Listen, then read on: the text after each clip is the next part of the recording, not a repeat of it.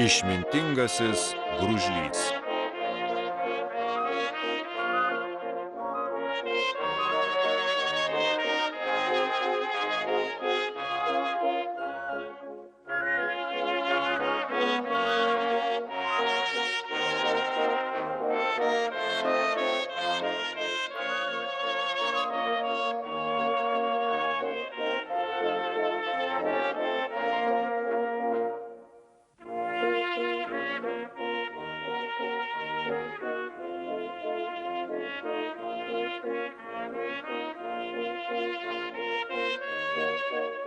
Gyveno kartą gružlys. Jo tėvas ir mama buvo labai protingi ir jaunasis gružlys taip pat protu pasižymėjo. Ėmė jis tuo protu galvoti ir mato, kad kur be pasisuksi, visur jam matas. Aplinkui plaukioja didžiulės žuvys, o jis už visus mažesnis. Jį bet kuri žuvis gali praryti, o jis nieko praryti negali. Ir net nesupranta, kodėl reikia ryti. O aplinkui gyvenimas gražus ir nuostabus. Toks nuostabus, kad kartais sunku net patikėti.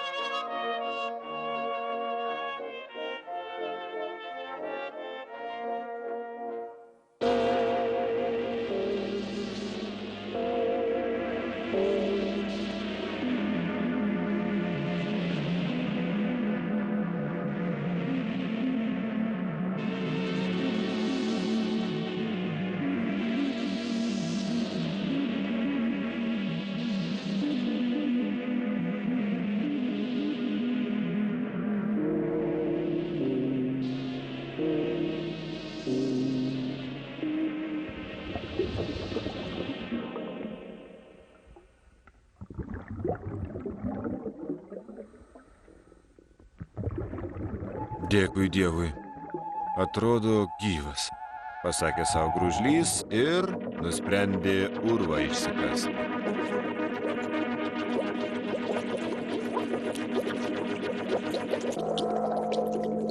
Bet kaip jis išsigando baisiai išgirdęs: žiūrėk, sūneli, gyvenimą nugyventi, tai ne kirmėlę nulaižyti. Būk pasiruošęs netikėtumams.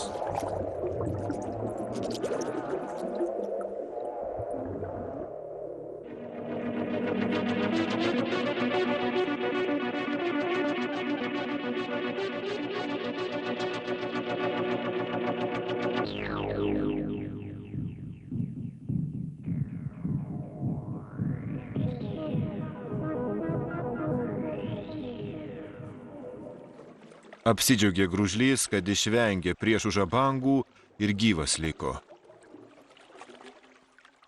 Ir susapnavo jis nuostabų sapną.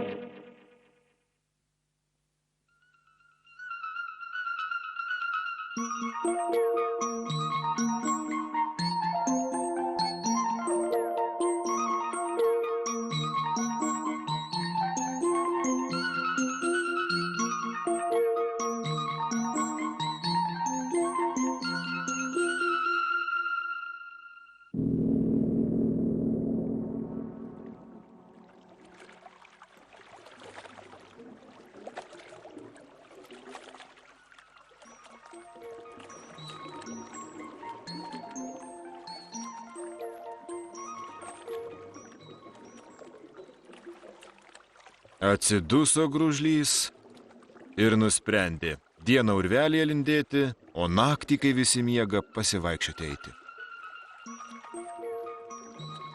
Labai panoro jis imti ir perplaukti visą upę.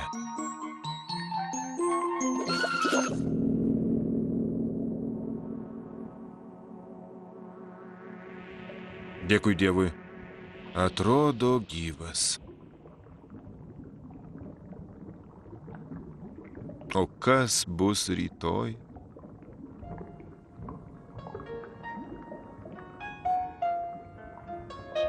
Taip ir liko gružlys nevedęs ir vaikų neturėjo, nors jo tėvas didelę šeimą turėjo.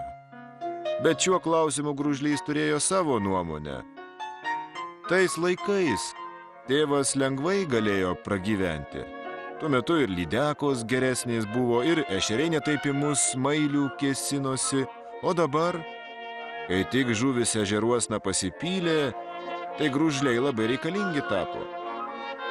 Ne šeima dabar galvoju, kaip pačiam tik išgyventi.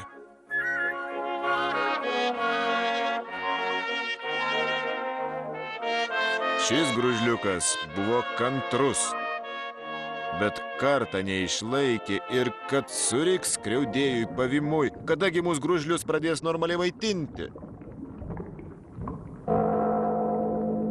Taigi taip galima ir apsižakti.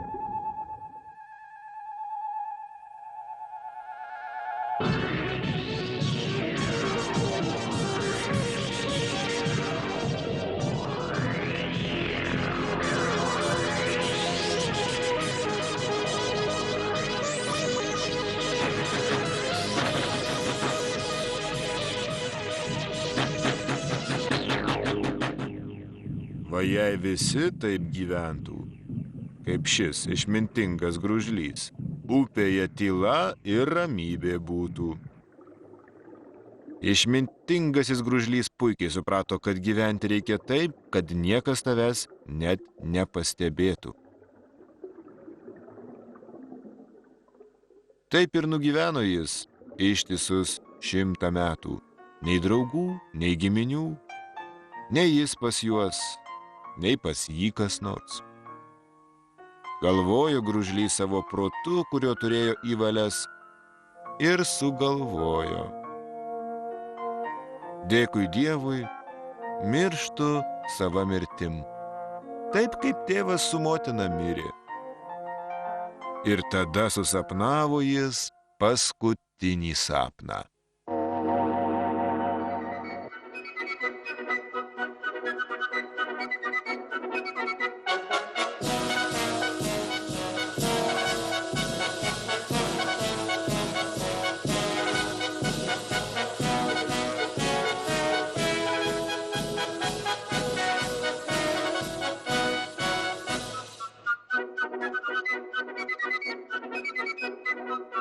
Štai jums už nepastebimą ir išmintingą gyvenimą, pasakė lydeka. Ilgai dar gružliausise skambėjo tie jos žodžiai. Kuo jis džiaugiasi, ką jis nuramino, kam davė išmintingą patarimą, kam gerą žodį pasakė. Ar kas prisimins, kad jis apskritai egzistavo?